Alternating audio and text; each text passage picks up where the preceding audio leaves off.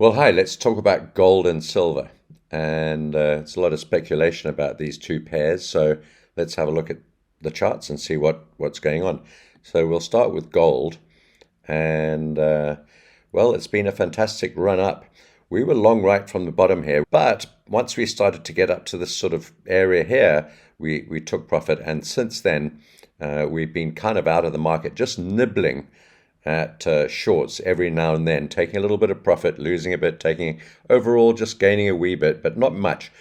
So not any great shakes there really, but let's have a look at the overall picture. And if I just zoom out on this day chart, and perhaps we need to look at a weekly chart for a better perspective, that's where we stand on gold. So we've moved right up from 1,610 or 20 up to 1,940 as we are today. So what's going to happen next? Well, a couple of things are for sure. We're pretty overbought on gold, and we're probably due for a correction. This sort of run doesn't take place very frequently, and when it does, it's often followed by a blowout top. We saw it over here, and we saw it over here. Even though those runs up weren't as dramatic as this one today, we still haven't had a blowout top yet, and we're approaching this channel top drawn exactly parallel to this channel bottom, and that crosses this resistance level that I've drawn in here with a red line at precisely $1,962. Just above there, of course, is the big $2,000 level, and we'll have to wait and see what happens. I suspect that we're going to test this channel line at the top, which is just a little bit above us. We're at, well, we've been as high as 1,950, and that's at 1,962. And just above there, where this line is here, is the 2,000 level. Are we going to touch 2,000? I don't know. I don't think anyone knows. It's probably more likely than not.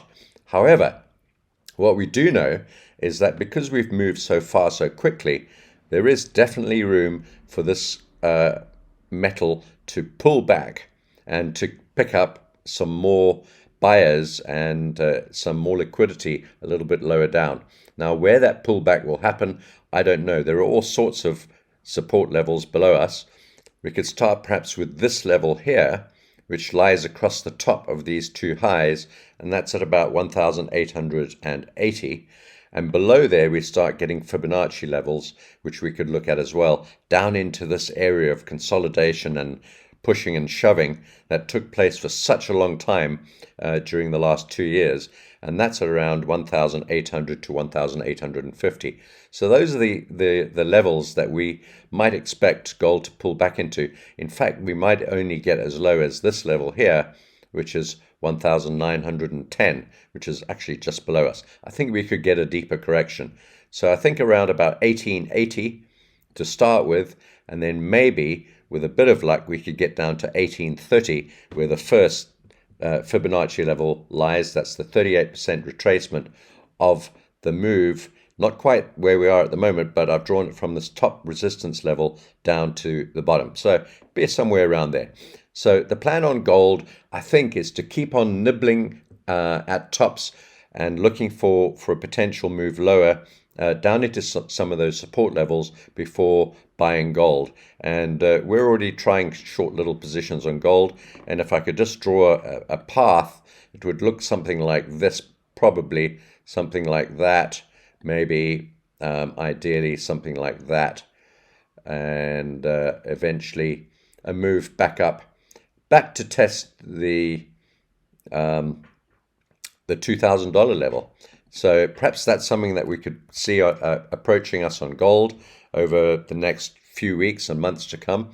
I don't know. It looks more likely than blasting up through 2,000 and higher. I think we need a bit of a pullback. So that's our strategy, to start looking for little short nibbles, little tests of the short position around about this downward channel line and this red line at the top here at 1,960, down to maybe 1880, maybe down to 1820, 30, maybe 1850, to look for more serious long positions for a move up in gold to eventually break through this channel top and move higher. I think we're bullish on gold for 2023. If we have a look at silver, silver is a little bit more interesting because we've already reached the channel top on silver. You can see we've got a channel there, and again I'll put the weekly chart on, and we've reached that channel top, and we're showing some sort of weakness here, some sort of resistance to moving higher. And I think we could pull back in gold from now to one of these Fibonacci levels. We've got one at 22, and we've got one at 21, and we've got one at 20. That's the 38, the 50, and the 618. We could pull back into some of those levels. Most likely, the strongest support level is right here at the 22 level. It's not only the 38% Fibonacci retracement level, but it's also pretty key support going back a long time, where we've often found support for silver.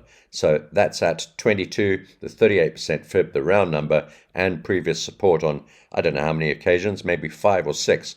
So that's our strategy on silver.